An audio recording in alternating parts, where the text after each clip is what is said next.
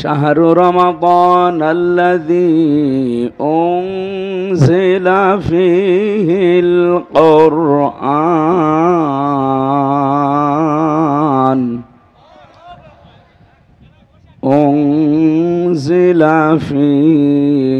القرآن هدى للناس وبينات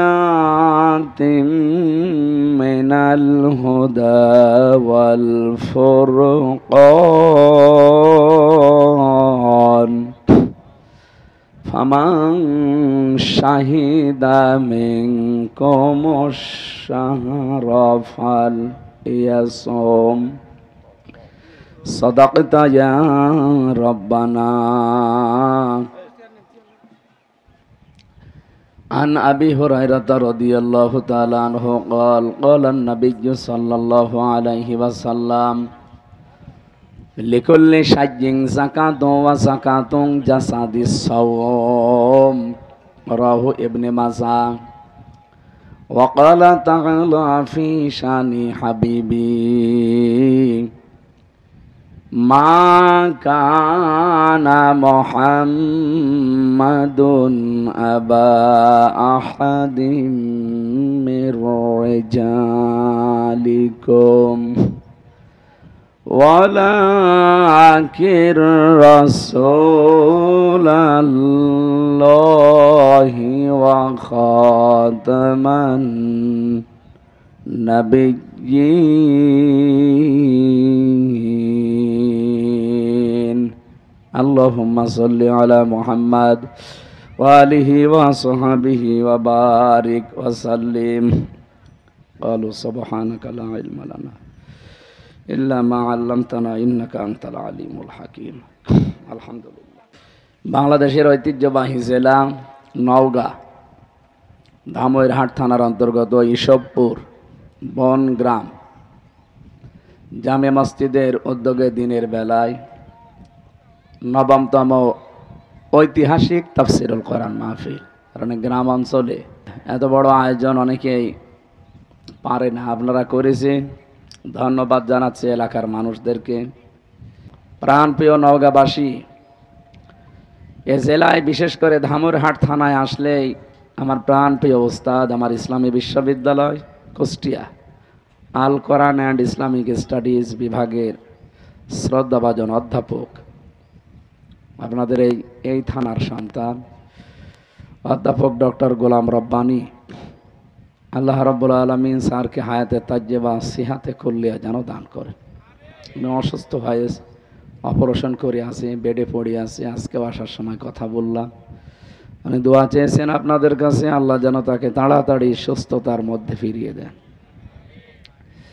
এই এলাকাতে বিশেষ করে এই যে নজিপুর, এরপরে ধামইরহাট, নওগাঁ, কোরআনের দাওয়াত নিয়ে সেই কুষ্টিয়া থেকে পর্যন্ত যাদের মাধ্যমে আসি, এই গগনপুরের সন্তান হাফেজ মাওলানা মুয়াজ্জিম হোসাইন, উনিও অসুস্থ, দামাত বারকাতুহুমুল আলিয়া। সবাইকে নিয়ে আল্লাহ দরবারে শুকরিয়া জানায়, যিনি কোরআনের পেছনে সময় দেওয়ার তৌফিক দিলেন। পৃথিবীতে তিনটা জায়গায় যদি কেউ সময় এবং সম্পদ খরচ করে, তার জবাব আল্লাহর কাছে দেওয়া লাগবে না। এক নম্বরে পরিবারের জন্যে। কাদের জন্যে বলেন? হ্যাঁ, যাদের একেবারে নেই তাদের বাদ দিলাম, যাদের আছে সম্পদ আপনি কি করবেন? আপনার পরিবারস্থ লোকদের জন্য যদি ব্যয় না হয়, অনেকে এগুলো জমা করে করে রাখে, হঠাৎ একদিন পটল তোলে যা, কিছুই করতে পারে না। এই জন্য সামর্থ্য অনুযায়ী কৃপণতা না করে, বখিলগিরি না করে আপনি সামর্থ্য অনুযায়ী পরিবারের জন্য জায়েজ কাজে খরচ করবেন। যেটা পরিবারের জন্য খরচ হয় ওই টাকার হিসাব কিয়ামতে আল্লাহর কাছে দেওয়া লাগবে না। দুই নম্বরে যারা কোরআন প্রচারে, কোরআন প্রতিষ্ঠায়, কোরআন বোঝার জন্যে সম্পদ ব্যয় করে, সময় ব্যয় করে, কিয়ামতের দিন ওই টাকা পয়সা, ওই সম্পদ, ওই সময়ের হিসাব আল্লাহ বাইরে রাখবে, বলবো ওগুলো জবাব তো দেওয়া লাগবে না, যা। তিন নম্বরে যারা জিহাদের ময়দানে কাজ করে, নিজে যদি জিহাদ করতে পারেন তো ভালো, যদি জিহাদ করতে না পারেন, যারা কাজ করে তাদের পেছনে আপনার সম্পদ, আপনার সময় ব্যয় করবেন। কি কথা বুঝতেছেন বলেন? তাম পৃথিবীতে এখন সবচাইতে বড় জিহাদের ময়দান হচ্ছে কোরআনের ময়দানে টিকে থাকা, বিশেষ করে বাংলাদেশে। সুতরাং এই ময়দানে আপনি কোরআন কেন্দ্রিক জীবন যাপন করবেন। কিয়ামতের দিন আপনার সম্পদের হিসাব, আপনার সময়ের হিসাবই আল্লাহ যেন না নেয়। বিনা হিসাবে, বিনা বিচারে যেন আল্লাহ মাফ করে দেন। বলেন আমিন।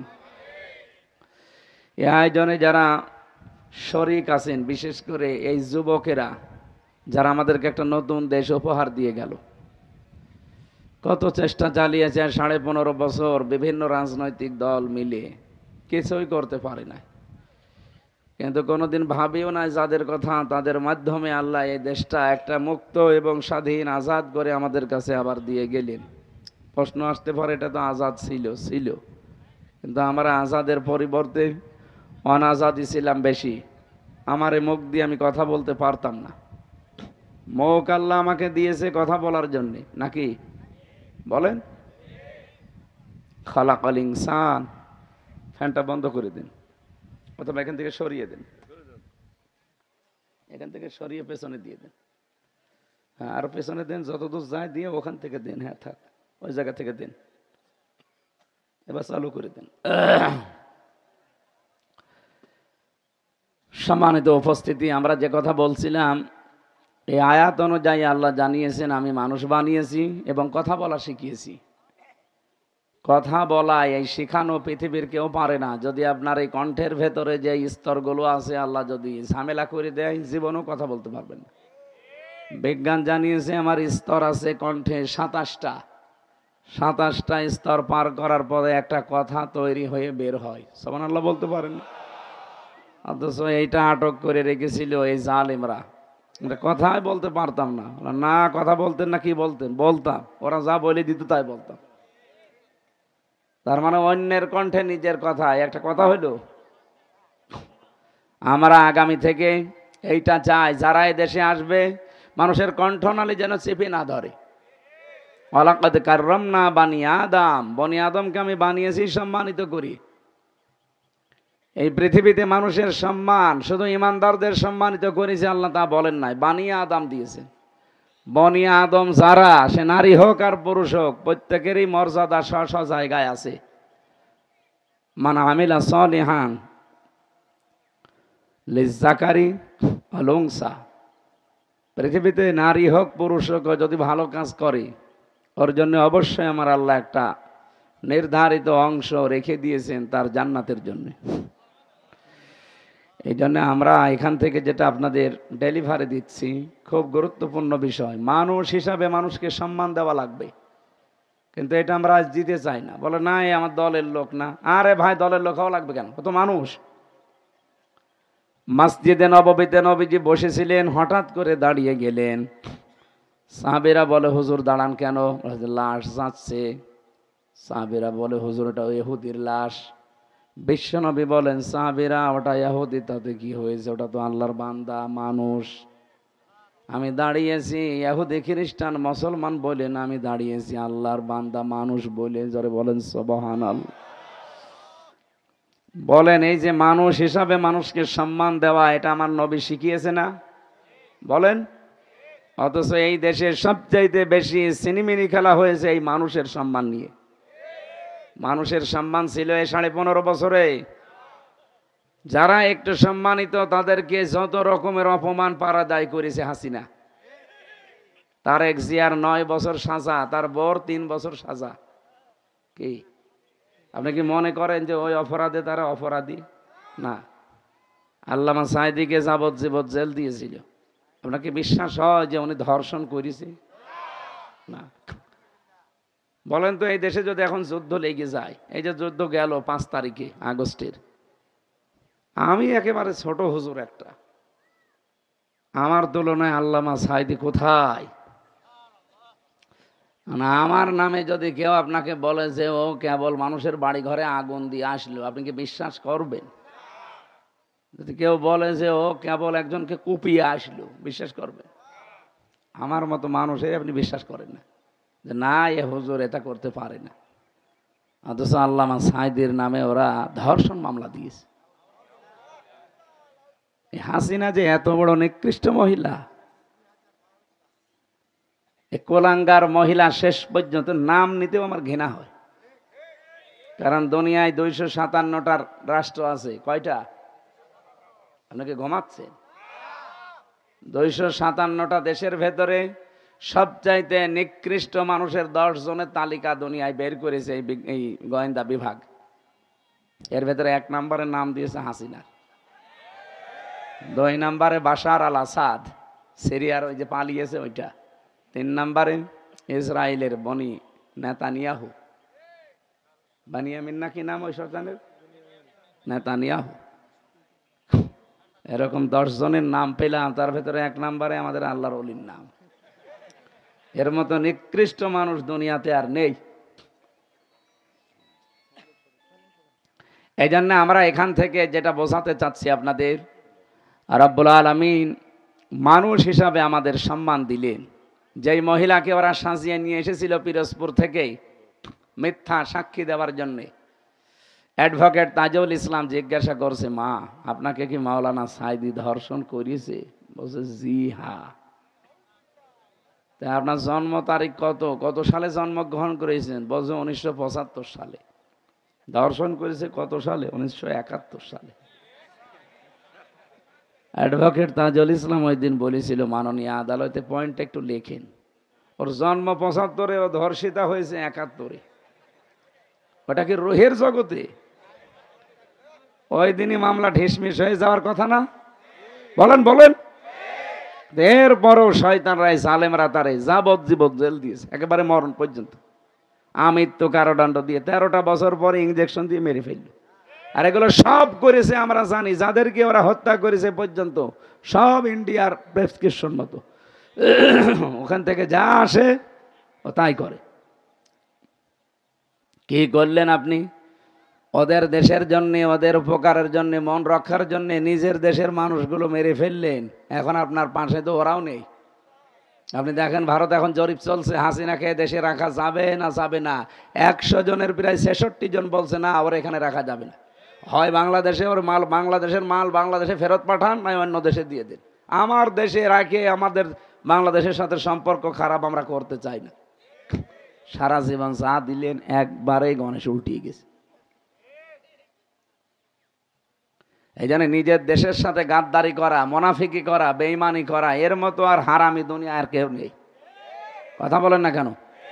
আগামীতে যেন এরকম হারামি কেউ আর না করে। কত মানুষ এখন বলছে যে এটিএম আজহারুল ইসলাম উনি যেহেতু সাজাপ্রাপ্ত আসামি, এই জন্য ওনারে জামিন দেওয়া যাবে না।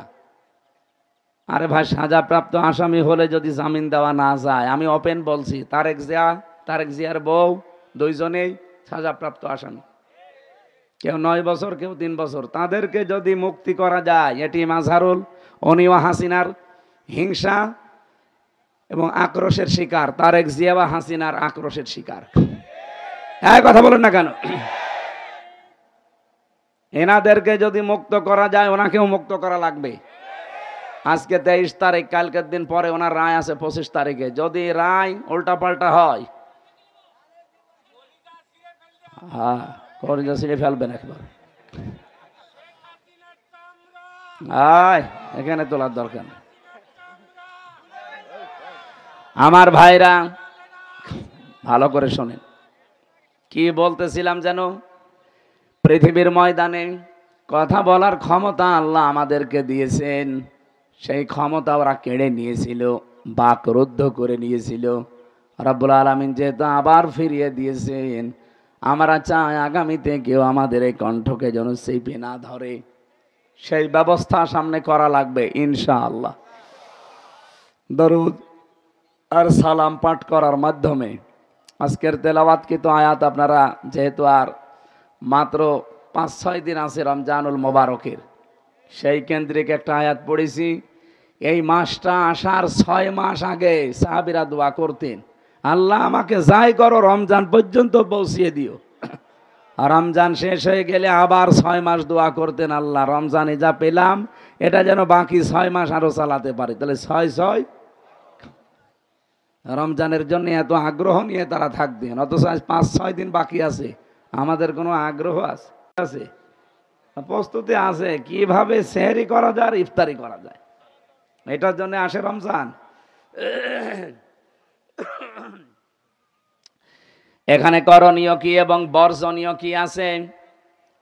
বিশ্বনবী মোহাম্মদ রাসূলুল্লাহ কি করতেন এ মাস আসলে? যেহেতু এটা শাবান মাস চলছে, নবীজি বলেন শাবান মাস আসলে আমি সবচাইতে বেশি রোজা রাখতাম। আমাদেরও উচিত রমজানের ট্রেনিং নেওয়ার জন্য এ মাসে বেশি বেশি রোজা রাখা। এখানে রোজায় আছেন কি? হাত তোলেন তো। একজু আর এই যে একজন হাত তুলেছে কোনো মুসলমানই দিইনি, ওই যে ওইটা, এবারে দাঁড় করেন তো, দাঁড়াও। মুসলমানে দিয়েছ? নো খুলে দেখানোর দরকার নেই,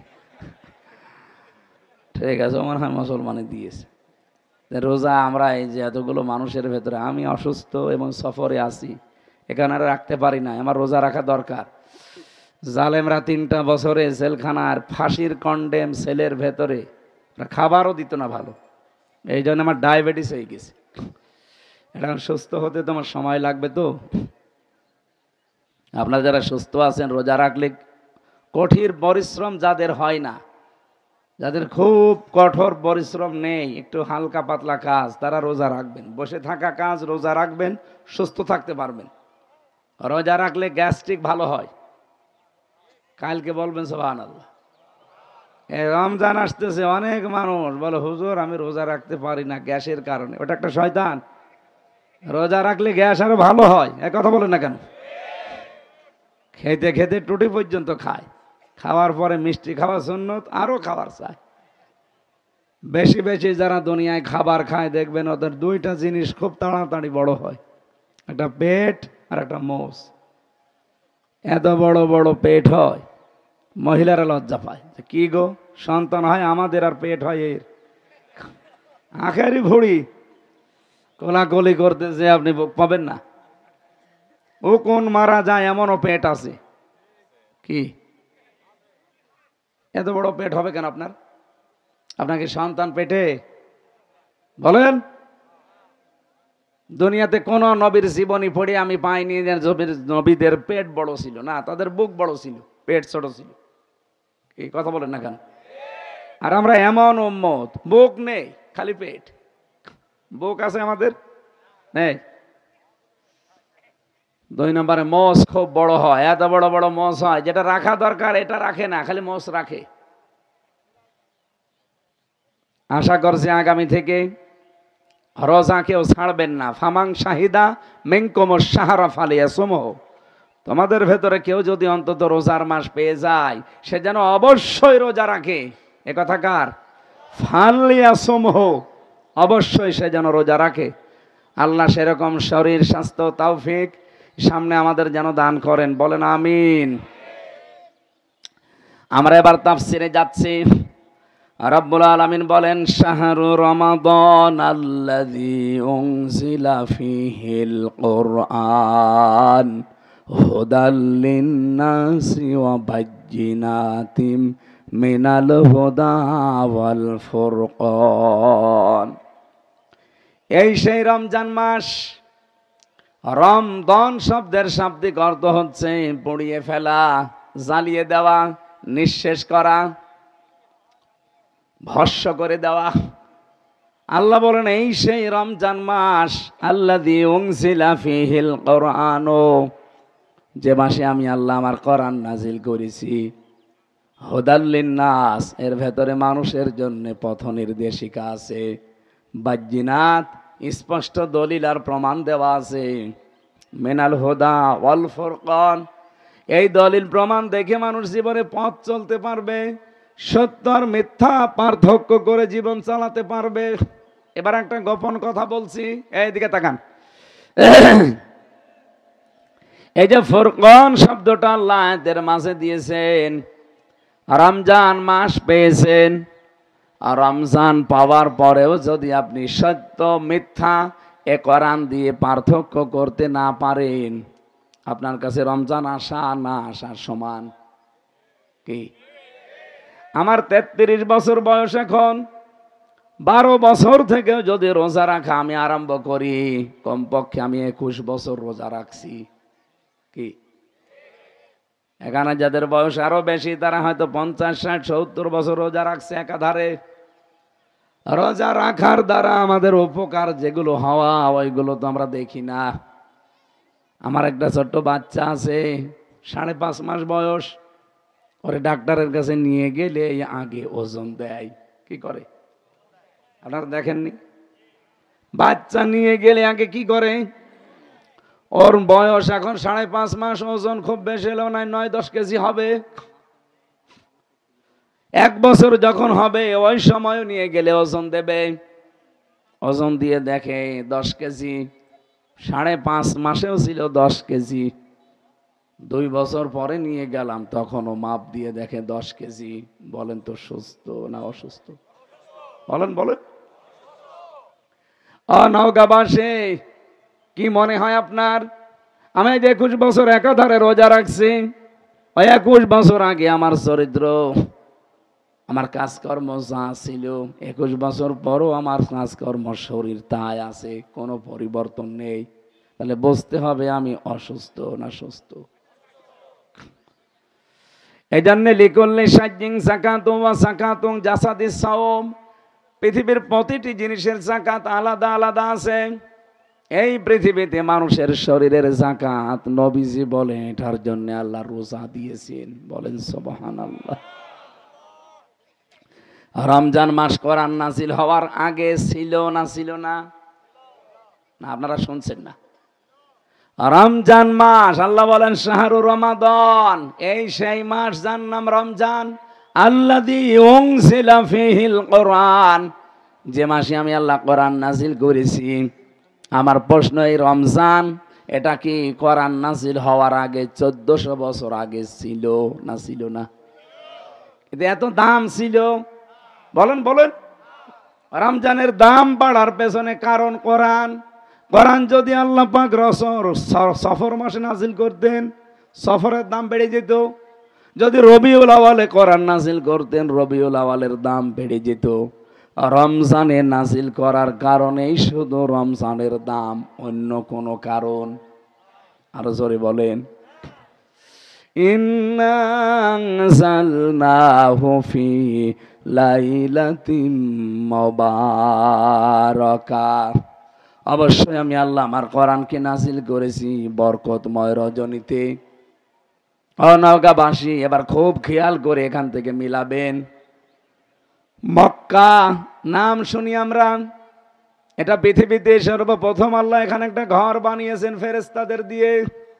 ইন্না আউয়ালা বাইতি উযিআ লিন-নাসি লাল্লাযী বিবাক্কাতা মুবারাক ইলা আখিরি আয়াত। আল্লাহ বলেন পৃথিবীর প্রথম ঘর আমি বানিয়েছি বাক্কায়, তার মানে মক্কায়। বাক্কার আর একটা নাম মক্কা। এটা পুরাতন নাম ছিল বাক্কা, এই জন্য কোরআনে আল্লাহ ওই নামটা দিয়েছেন। সূরা আলে ইমরানে পাবেন। এখান থেকে আমি যেটা শিক্ষা দিতে চাই, মক্কার দাম ছিল না, শুধুমাত্র আল্লাহর ঘর আছে এই জন্য মক্কা শহরের দাম আল্লাহ বাড়িয়ে দিয়েছেন। তামাম পৃথিবীর মাঝখানে এইটা, তামাম পৃথিবীর। 2 নম্বরে মদিনা, এর মূল্য ছিল না। মানুষ এমনিতে ইয়াসরিব বলতো, কিন্তু নবীজি ওই শহরে যাবার পর বিশ্ব নবীর মাকবারা কবর ওই দেশে আছে, ওই শহরে। এই জন্য মদিনার দামও আমার আল্লাহ বাড়িয়ে দিয়েছেন। এখানে 2 জন সভাপতি, 2 জনের নামই দেখলাম আলহাজ। সভাপতি কোনটা? 2টা সভাপতি হাজি। আমরা যারা হজ করেছি, যারা হজে যায় দেখবেন শুধু মক্কাতেই হজের কাজ শেষ, মদিনায় যাওয়া লাগে না। না, আপনি যদি হজ করতে চান মক্কাতে সব কাজ করে ফেলতে পারবেন, মদিনায় যাওয়া লাগবে না, কারণ হজের কোনো কাজ মদিনায় নেই। এরপরেও যত মানুষ হজে যায় তামাম দুনিয়া থেকে মক্কার কাজ শেষ করে অন্তত তাড়াতাড়ি মনে আনসান করে কখন যাব মদিনায়। অন্তত 8 দিন 40 ওয়াক্ত নামাজ, 5 8টা 40 ওয়াক্ত নামাজ জামাতে নবীজির মসজিদে নববীতে পড়ার জন্য মানুষ চেষ্টা করে। বলেন এখানে মক্কায় সব কাজ শেষ হজের, মদিনায় যাওয়া লাগবে না। এরপরও দুনিয়ায় এমন মানুষ আমি পাইনি যারা মক্কা থেকেই চলে আসে দেশে না, যেখান থেকেই দেখেনে যাক মক্কার কাজ শেষ হলে আগে তাড়াতাড়ি মদিনায় চলে যায়, কারণ ওখানে কবর আছে রাসূলুল্লাহর। তাহলে মদিনার দাম বেড়েছে রাসূলের কারণে, মক্কার দাম বেড়েছে কাবা শরীফের কারণে, রমজানের দাম বেড়েছে আল্লাহর কোরআনের কারণে। আমি আবার বলছি, রমজান এটা কি কোরআন নাযিল হওয়ার আগে দুনিয়ায় ছিল? ছিল আপনি জানেন, আন্দাজ বলছেন 1400 বছর আগে হয়তো জানুয়ারি ফেব্রুয়ারি ছিল, হ্যাঁ, বৈশাখ জ্যৈষ্ঠ আষাঢ় ছিল। কোরআনে কারিমে যে সূরা, এটা তাওবার 36 নম্বর আয়াত, ইন্না ইদ্দাতাশ শুহুরি ইনদাল্লাহি 12 শাহরান ফি কিতাবিল্লাহ ইয়াউমা খালাকাস সামাওয়াতি ওয়াল আরদা মিনহা আরবাআতুন হুরুম। রাব্বুল আলামিন বলেন, অবশ্যই আমি আল্লাহর কাছে গণনার দিক থেকে মাসের সংখ্যা 12টা, এটা আমি বানিয়েছি ওই সময় আসমান আর জমিন যখন তৈরি করি, তখন আমার কিতাবের ভেতরে এই দুনিয়াতে 12টা মাস হবে, ওইটা আমি আল্লাহ লিখে রেখেছিলাম। আপনি কথা বুঝতেছেন? তার মানে জানুয়ারি ফেব্রুয়ারি বৈশাখ জ্যৈষ্ঠ আষাঢ় না, এটা মুহররম সফর রবিউল আউয়াল রবিউল সানি, এরকম 12টা মাস। এটা আমার আল্লাহ ওই দিন তৈরি করে রেখেছেন যেদিন আসমান আর জমিন তৈরি করে। এটা কতদিন আগে কেউ জানে না। তাহলে বোঝা যাচ্ছে আল্লাহ ফি কিতাবিল্লাহ দিয়েছেন আল্লাহ, যে আমার কিতাবের ভেতরে, কিতাব মানে কি? আরো জোরে বলেন। এই কোরআনে আল্লাহ দুনিয়া তৈরি হওয়া যায় দিন, ওই দিন 12টা মাসের নাম লিপিবদ্ধ করে দিয়েছেন। এই 12টা মাসের ভেতরে রমজান নেই। আরো জোরে, মিনহা আরবাতুন হুরুম, এর ভেতরে 4টা মাস পবিত্র। কয়টা? মুহররম, বলেন বলেন। মুহররম একটা, রজব একটা, শাবান একটা, রমজান একটা। কেউ কেউ অন্য আরেকটা মাসের নামও দিয়েছেন। অধিকাংশ মুফাসসিরিন ইকরামে 4টা মাসের নাম কেন দিলেন? মিনহা আরবাতুন হুরুম, এই 12টা মাসের ভেতরে 4টা মাস পবিত্র। শুধু এখন না, ওই জামানায় যারা কাফের মুশরিক ছিল তারাও কিন্তু এই 4টা মাস পবিত্র মনে করত। হ্যাঁ, আপনার 12 মাস আপনার সাথে মারামারি গন্ডগোল লড়াই চলছে, হামলা মামলা আপনার সাথে লেগে আছে। হঠাৎ করে যদি এই 4 মাসের কোনো 1 মাস চলে আসতো, ওরা বলতো ঠিক আছে আপনার সাথে ঝগড়া আছে, ঝগড়া আবার তৈরি করব, কিন্তু এই মাস যাক, এই পবিত্র মাসে আপনার সাথে আমার কোনো ঝগড়া হবে না। মামলা দিয়েছি, হবে আবার মামলা চালাবো, কিন্তু এই মাস যাক। কি বুঝলেন এখান থেকে বলেন তো?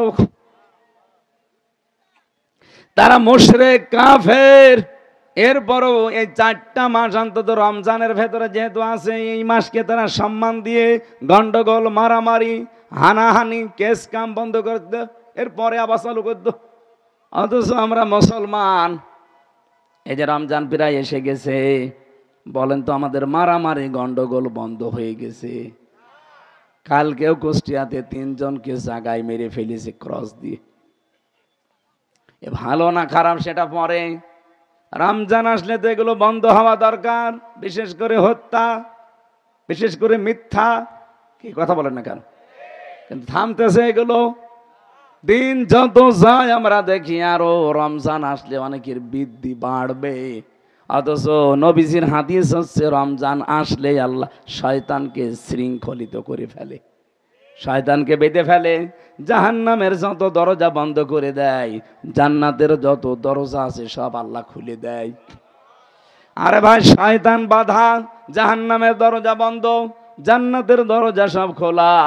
এরপরেও তো দেখি না অনেকেই শয়তানি করে। কি ছিনতাই করা একটা ভালো কাজ না শয়তানি কাজ? এখন চলছে না, রমজানে বন্ধ থাকবে।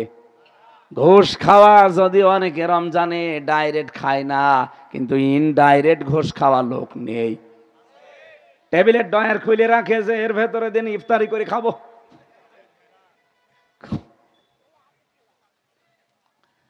আমার মাঝে মাঝে হাদিসটা নিয়ে চিন্তা হয়, মাঝে মাঝে প্রশ্ন করতে মনে হয়, হে রাসূল আপনি বললেন যে রমজানে শয়তান বাধা থাকে, এরপরেও তো শয়তানি কাজ বাধা থাকে না, এগুলো চলে, এগুলো করে কারা? শয়তান যেহেতু বাধা, আমরা তাহলে শয়তানি করছি কার প্ররোচনায়? এই যে ফ্যানটা এখানে চলছিল, চলছে এখন, এখন যদি আপনি সুইচ টিপ দেন বন্ধ হয়ে যাবে 1 সেকেন্ডে। হ্যাঁ, কমপক্ষে 30 সেকেন্ড, 1 মিনিট ঘুরবে, এরপরে বন্ধ হবে। আপনি কি 1 মিনিট পরে বন্ধ করেছেন? করেছেন তো কত আগে। ঘুরতেছে কেন? কারণ ওর ফোর্স এখনো শেষ হয়নি। 11 মাস যারা বাবা শাহজালাল সব হালাল চালান, 1 মাস হয়তো রমজানে শয়তান বাধা আছে, কিন্তু আপনার চোরকি তো বন্ধ নেই। ঘুষ যারা খেত তারা চলতেছে, সুদ যারা খায় তারা চালছে, যারা বউ মারে তারা ওটা চালিয়ে যাচ্ছে। 1 মাস পরে শয়তান আবার ছাড়া পেয়ে যায়, ওর শয়তানি আবার ওই জায়গা থেকে শুরু হয়। যদিও আস্তে আস্তে একটু ঝিমিয়ে পড়েছিল, কিন্তু আবার যে শয়তান ছাড়া পায়, ও যেহেতু দোস্ত শয়তানের। আমি জেলখানায় থাকাকালীন আমার নিচতলায় একটা লোক গাছ আর গাছ লাগিয়েছিল, টবের ভেতরে গাছ আর গাছ লাগিয়েছে। জেলার তো হিন্দু মানুষ এসে বলছে, তুই গাছ আর গাছ লাগালি, গাছ পেলি কোথায়?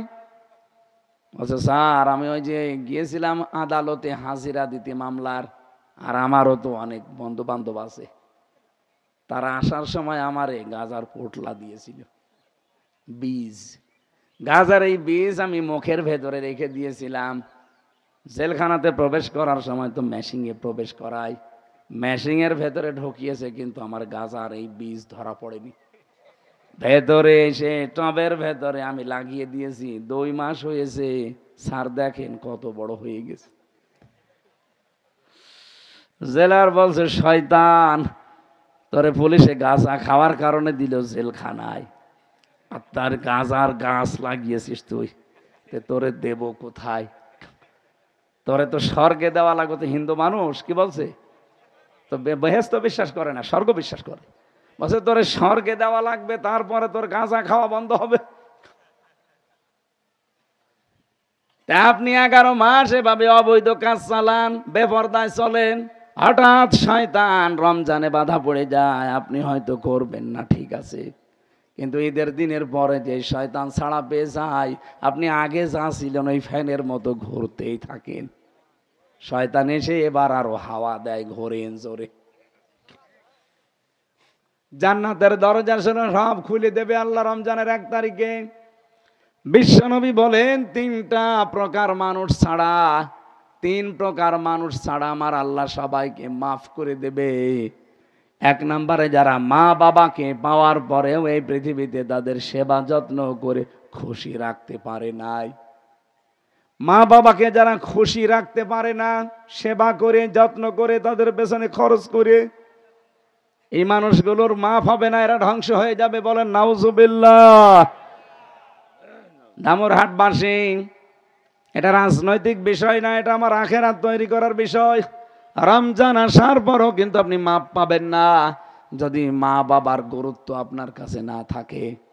আমি একটা সন্তান, আল্লাহর কসম এই পৃথিবীতে কোনো সন্তানই চায় না যে বিয়ের পরে তার মা বাবা যেন আলাদা হয়ে যায়। চায় না, কেউ চায় না।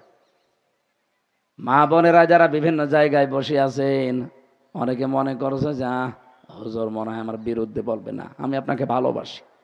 আল্লাহর কসম, কোরআন আমার সামনে, নবীজি বলেন আমার কাছে 3টা জিনিস ভালো লাগে বেশি। 1 নম্বরে মেয়ে লোক, আমারও ভালো লাগে। আমি চাই আপনারা জান্নাতি হয়ে যান।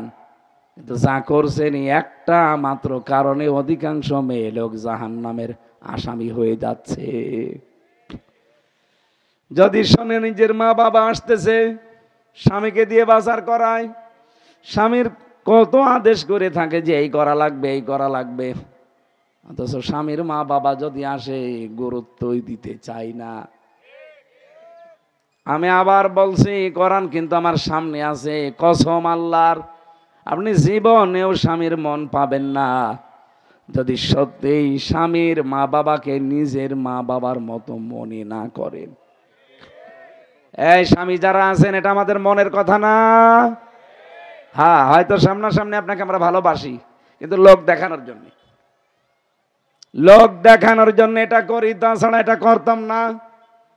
আপনি যদি আমার মা বাবাকে আলাদা করে দিতে বলেন, বড় ভাইয়ের ভেতরে দিয়ে দিতে বলেন, বাড়ি থেকে তাড়িয়ে দিতে বলেন, এমনকি বৃদ্ধাশ্রমে রেখে আসতে বলেন, আর এদিকে আমার সাথে ভালো ব্যবহার করে আপনি আমার মন পাবেন, জীবনও পাবেন না।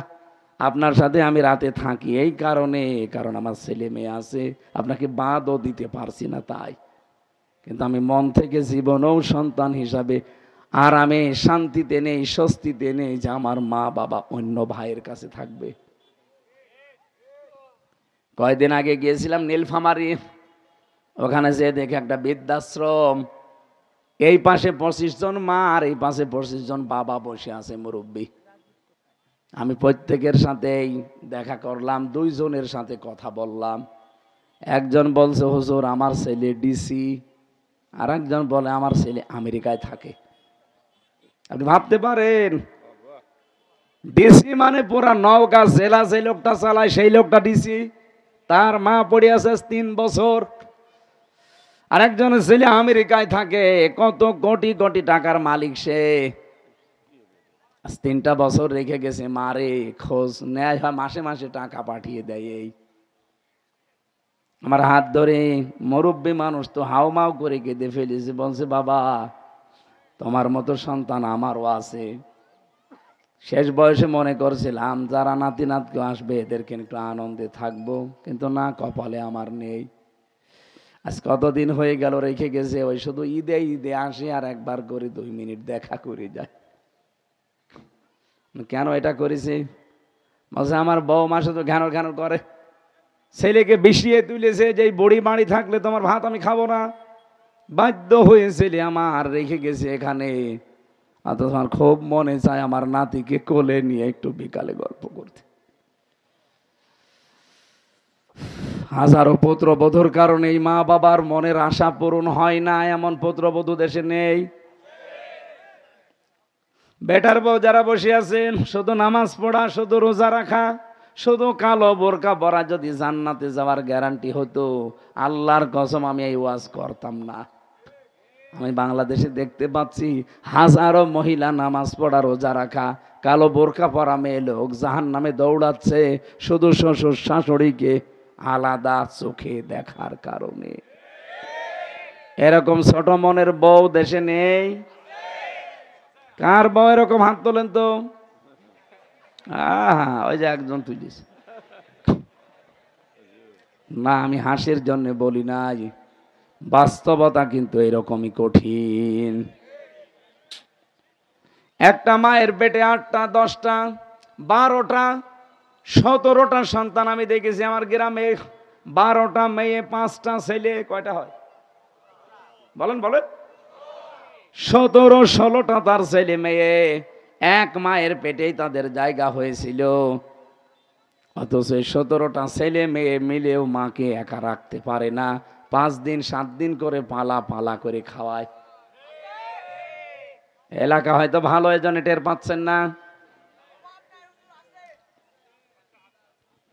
কি করলেন রমজান আসার পর আপনি? মা বাবাকে পেয়ে যদি সাধ্য মতো খরচ করে, তার পেছনে শ্রম দিয়ে সেবা করে আপনি তাদেরকে খুশি করতে না পারেন, রমজান আসবে চলে যাবে, আপনার গুনাহ মাফ হবে না। নবীজি স্ত্রীদেরকে জানিয়েছেন, হে পৃথিবীর পুত্রবধূ যারা, বৌমা যারা, তাদেরকে বলছি, কোন বউ যদি চায় যে আমার স্বামী আরো বেশি দিন বেঁচে থাক, আমার স্বামী সুস্থ থাক, আমার স্বামীর টাকা পয়সা মান মর্যাদা আরো বেড়ে যাক, ওই মেয়েটার উচিত সে যেন বারবার স্বামীকে তাকিদ দেয়, স্বামী যা করো করো, কিন্তু রক্তের সম্পর্কগুলো ঠিক রাখো। একটা স্বামীর সাথে সবচাইতে বেশি রক্তের সম্পর্ক তার মা বাবার। এই বলেন না কেন? এরপরে তার ভাই বোনের, বলেন বলেন। হাজারো বোর কারণে আপন ভাইয়ের সাথে কথা বলতে চায় না, নিজের বোনের প্রতি খরচ করে দেবে, সেগুলো বোর কারণে আমরা অনেকে দিতে পারি না। না, অনায় পরের মেয়ে, কিন্তু আমার তো আপন, আমার তো আসল রক্ত এটা। আমি কেন ওর পেছনে শ্রম দিতে গিয়ে, ওর কথা শুনতে গিয়ে আমার আখেরাত আমি নষ্ট করব কোন কারণে? দরকার হয় বউ পাল্টাবো। কেউ রাজি না। রাজি আছেন কারা বউ পাল্টাতে? হাত তোলেন তো। হ্যাঁ তোলেন হাত। আলহামদুলিল্লাহ। এলাকায় তো বিয়ে করার জন্য অনেকে এক পায়ে খাড়া দেখছি না। সম্মানিত মা বোন কোথায় বসে আছেন আমি জানি না। এই আওয়াজ বাড়ান। কি মাইক নিয়েছে? গলা ভেঙে যাচ্ছে। ছাতা দিয়েছে মাইক না।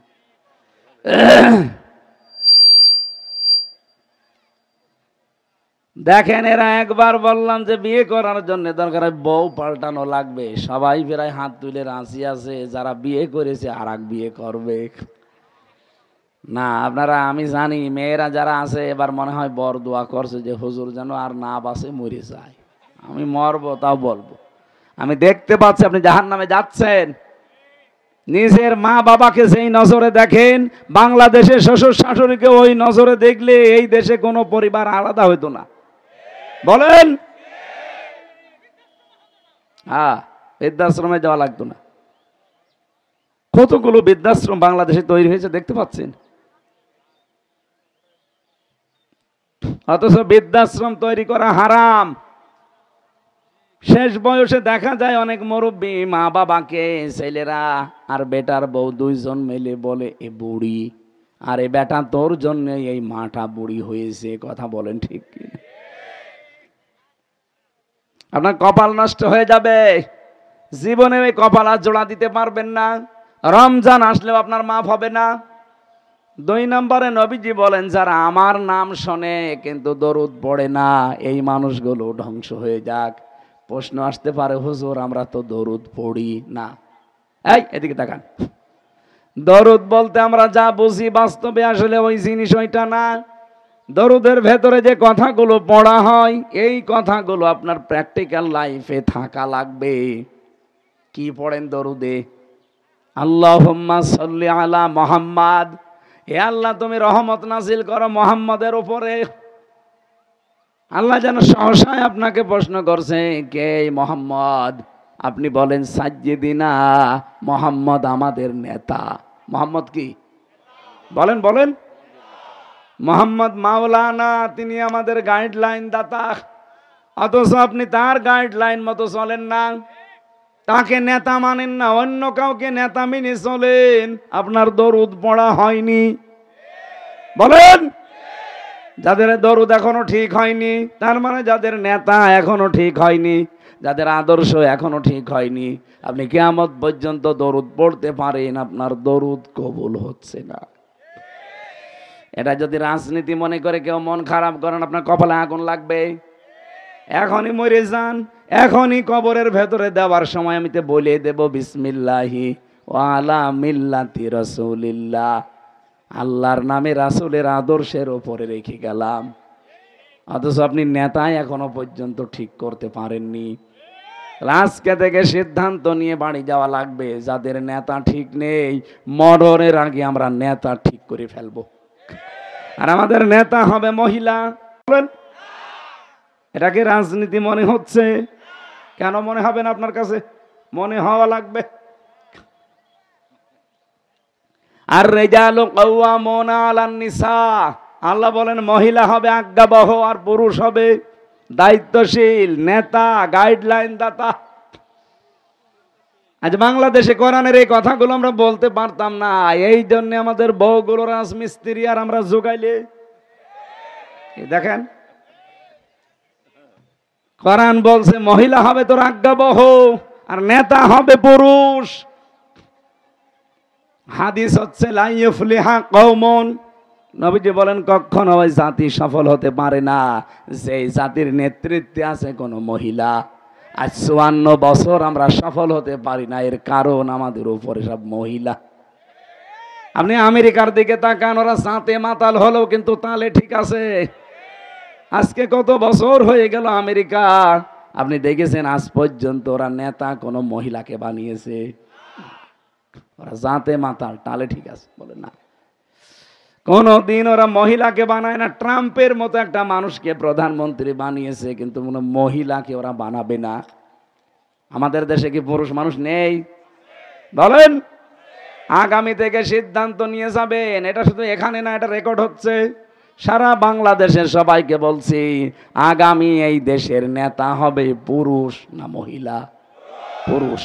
আমরা মহিলার পেছনে থাকতে চাই না। হ্যাঁ, পুরুষ মানুষ আসেন। মহিলা তো দেখলাম, যেটা দায়িত্বে ছিল ওইটাও মহিলা, যেটা বিরোধীতে ছিল রওশনের সাথেও মহিলা। পরে মহিলা বলা যায়? চাচা যে কোন রশিতে বিয়ে করেছিল আল্লাহ ভালো জানে, শরীরই চলে না। না, চাচার তো যৌবন অটুট ছিল, শেষ বয়সে এসে স্ট্যাটাস দিছ আমার যৌবন এখনো অটুট। ৮০-৮৪ বছর বয়স তার।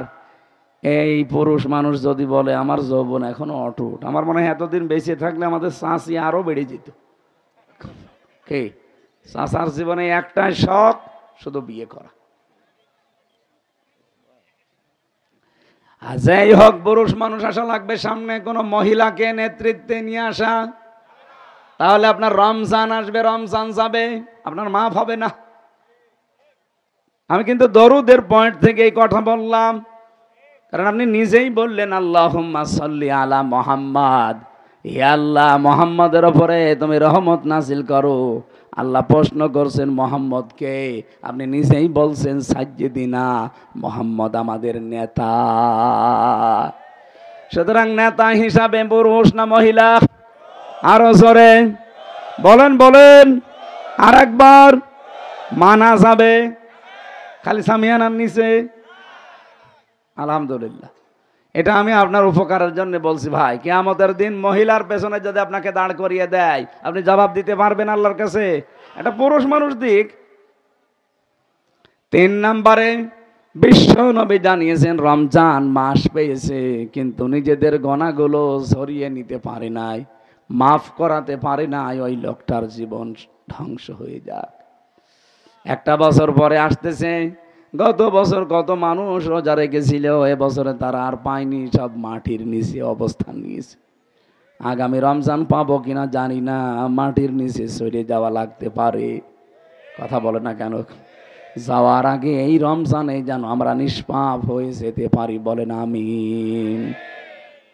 রমজানুল মোবারকের রোজাগুলো আমার আল্লাহ কিন্তু ফরজ করে দিয়েছেন, শুধু আমাদের উপরে না। কুতিবা আলাইকুমুস সিয়াম কামা কুতিবা আলাল্লাযীনা মিন ক্বাবলিকুম লাআল্লাকুম তাত্তাকুন। শুধু তোমাদের উপরে রোজা ফরজ করে দিলাম তা না, তোমাদের পূর্বে যত জাতি দুনিয়ায় আমি আল্লাহ পাঠিয়েছিলাম প্রত্যেকের উপরে রোজা ফরজ ছিল। প্রত্যেকের উপরে কি ছিল? কেন দিয়েছিলাম জানো? লাআল্লাকুম তাত্তাকুন, যেন ভীতি অর্জন করতে পারো।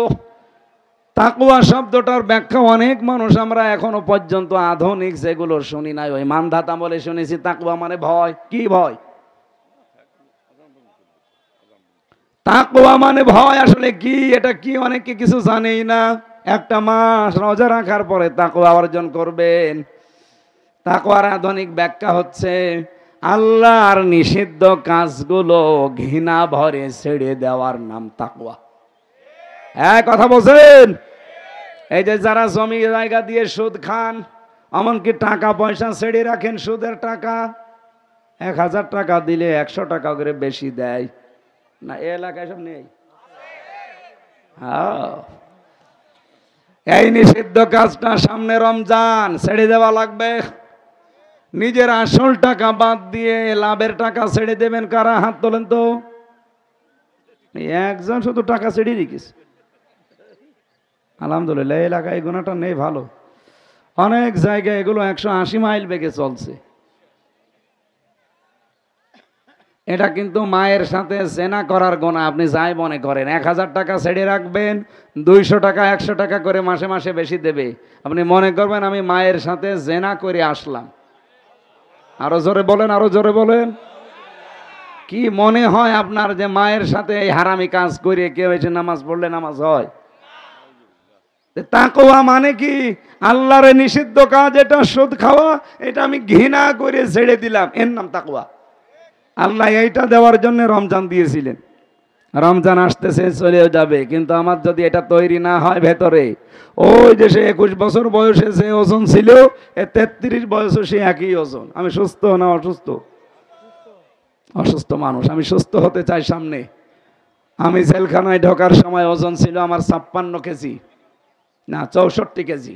বের হওয়ার সময় আমার 56 কেজি। ওজন বেড়েছে না কমেছে? আমার ভাইরা, কোরআনে কারিম যেহেতু আমাদেরকে সত্য আর মিথ্যার পার্থক্য করার জন্য আল্লাহ দিলেন, সামনে সত্য পথ কোনটা, মিথ্যা পথ কোনটা, ও তা রমজানে কোরআনের সাথে সম্পর্ক রেখে এটা দেখে দেখে জীবন চালাবেন। যদি দেখেন যে এটা সত্য পথ, এটা মিথ্যা পথ, অবশ্যই আপনাকে ছাড়া লাগবে। এরপরেও যদি মিথ্যা জানার পরও অনুসরণ করে অনুগত্য করে চলেন, আল্লাহ বলুন ওদের সাথে আমি যা করেছি তোদের সাথেও তাই করব। এটা সূরা বানী ইসরাইল 8 নম্বর আয়াত। এই জন্য ওরা সত্যকে সত্য জানার পরেও মানত না। আল্লাহ ওদেরকে যদি ধ্বংস করে দেয়, আজ এই রমজানে কোরআনের সাথে সম্পর্ক করার পরে সত্যকে সত্য জানার পরও যারা মানতে চাবেন না, আল্লাহর কসম ওই জালেমদের আল্লাহ যেভাবে করেছে আপনাদের ওইভাবে করবে। আল্লাহ আমাদের হেফাজত করুন, বলেন আমিন। আয়না ঘরে আমি তো বড়টায় যাইনি, মিনিটায় গিয়েছিলাম, ছোটটায়। ওরা চেয়ারে বসিয়ে হাতে আর পায়ে ক্লিপ লাগিয়ে দিত, গলার সাথে একটা বেড লাগিয়ে দেয়। এখন আয়না ঘরে যেটা ডক্টর ইউনুস গিয়ে দেখেছে, এটা তো কারেন্টের শর্ট দেওয়া, লাফা এভাবে। আর আমাদেরটা যেটা দেখেছিলাম ওটা ঘড়ি, একবারে টিপ দিলে 1 মিনিটে 120 বার ঘুরবে। এরপর ওদের মেশিন সেট করা আছে হাতের আর পায়ের সাথে মিলানো।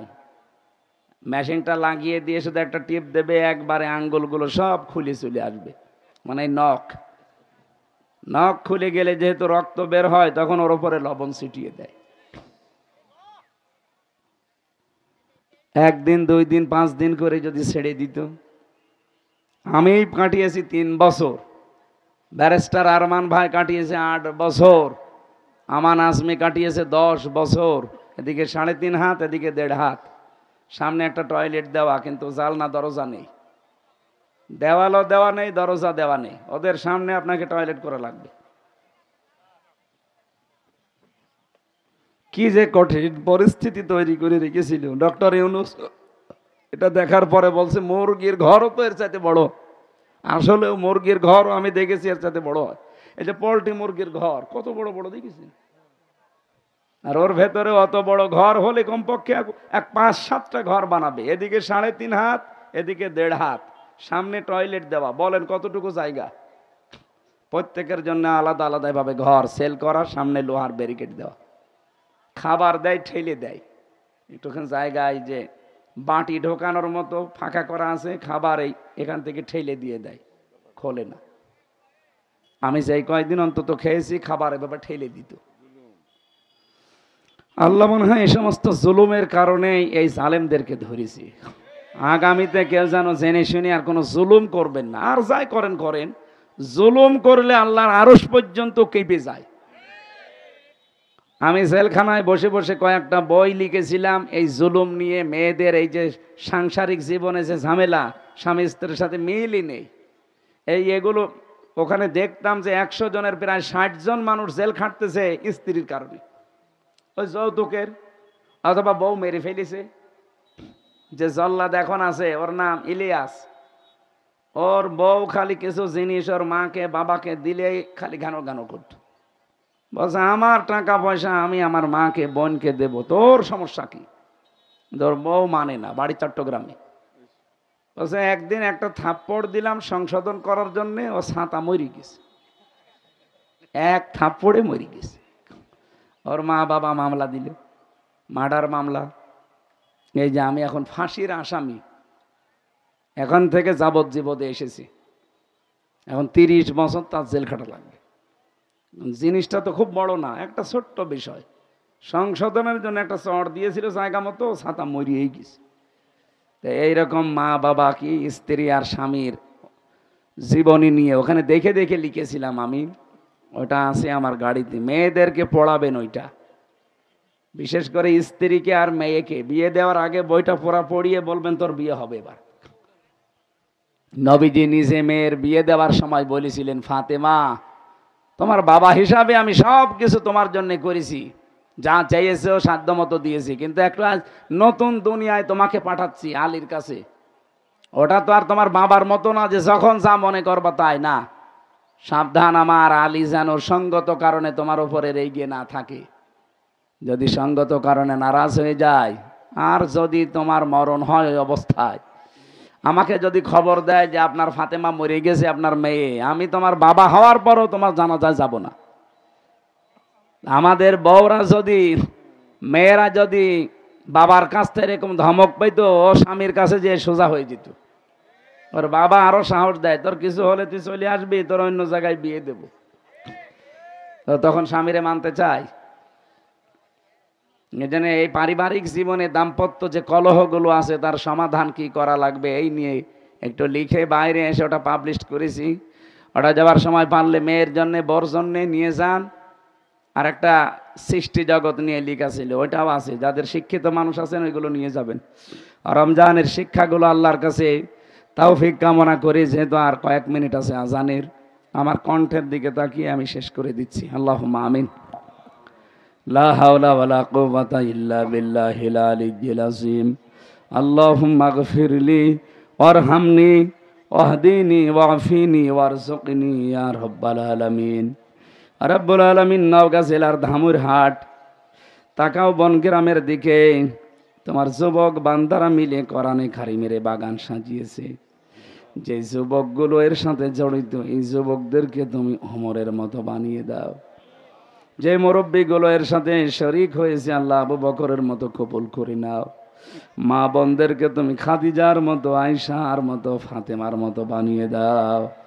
এলাকায় মাটির নিচে যত মানুষ ঘুমিয়ে আছে, কোরআনের ইজ্জতে মাফ করে দাও। রব্বুল আলামিন কখন কার কাছে মরণ চলে আসে জানি না। আজরাইল দেখার সঙ্গে সঙ্গে যেন বলতে পারি লা ইলাহা ইল্লাল্লাহু মুহাম্মাদুর রাসূলুল্লাহ।